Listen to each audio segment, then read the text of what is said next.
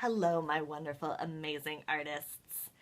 Today, at the request of some really smart kids in Grew Elementary, we are going to learn about splatter painting. But first, we have to get ourselves and our space ready so we don't get any stains on anything. Let's get started.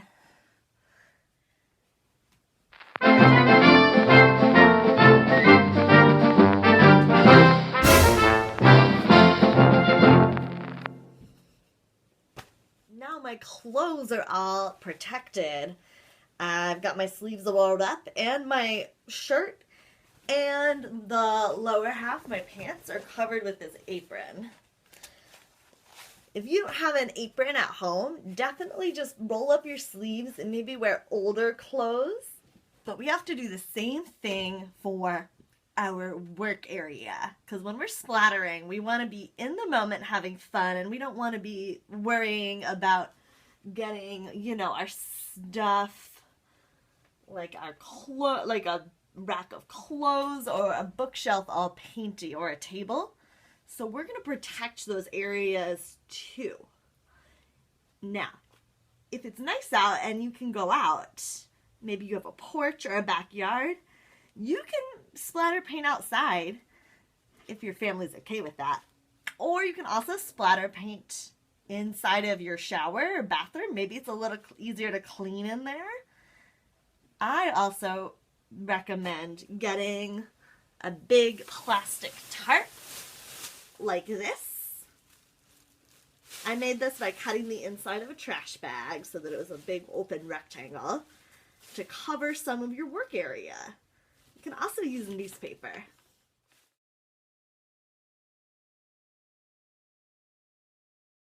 I'm going to use my tape to do a frame, and then I'm going to peel it off at the end, and it's going to look awesome. Now I'm going to squirt some paint onto this old magazine paper, which I'm using like a recycled palette.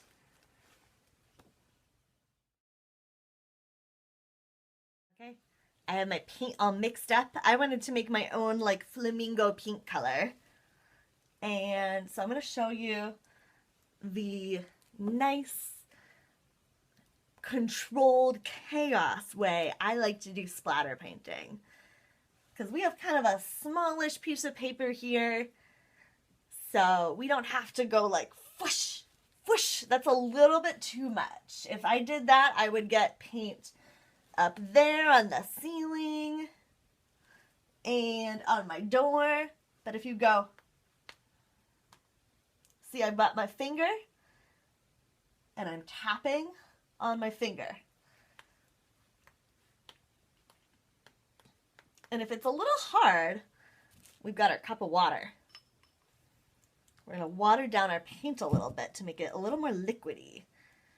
Paint's a little, this works best with liquidy paint.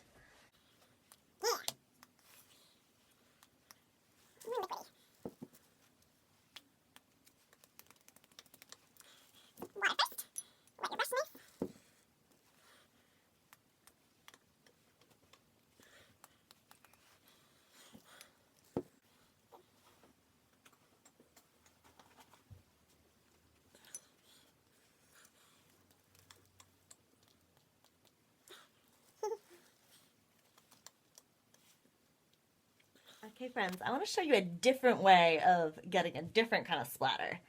And that's if you have an old toothbrush, like this toothbrush, I don't use on my teeth anymore. It's really old. And I use it more for cleaning and for art stuff. So I'm going to dip it in my water. This is paint water in an old pasta sauce jar. I'm going to dip it so that it's wet, the bristles. And then I'm going to dip it in the paint. Dip it in the paint like this.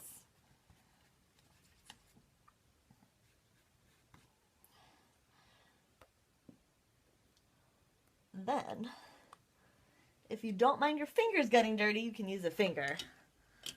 Or you can use a tool like this and go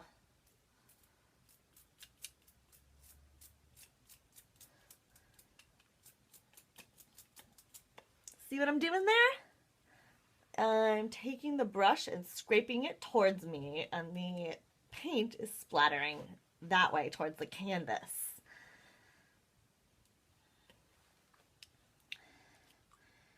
And the water really helps it spread and scatter around. Let's do it again. That's fun.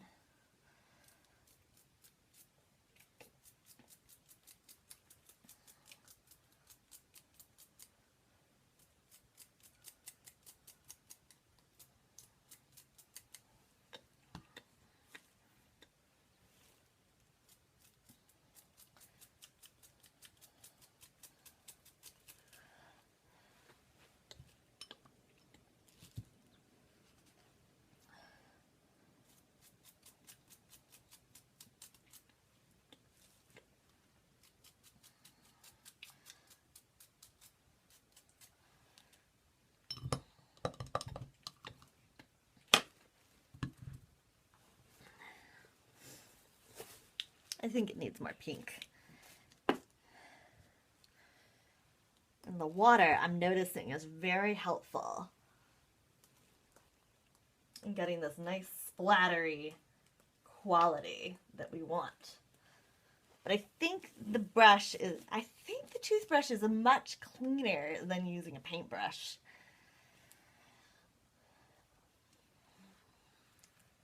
Okay, friends. I'm happy with how that looks right now. So I'm going to make sure my paintbrushes are soaking with water for a few minutes, and then I'm going to wash them in the sink. Ooh, I can't forget this one and this one, because we got to wash our paintbrushes when we're done using them so they can stay nice and fresh and not get all crispy and crackly and crusty. Then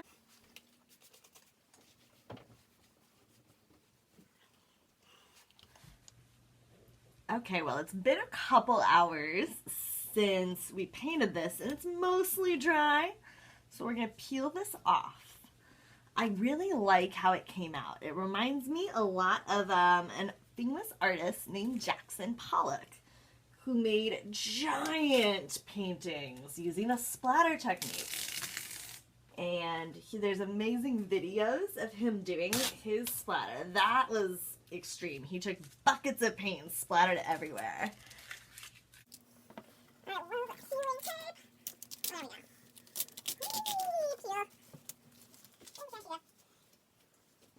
If you try anything of this out, let me know how it goes.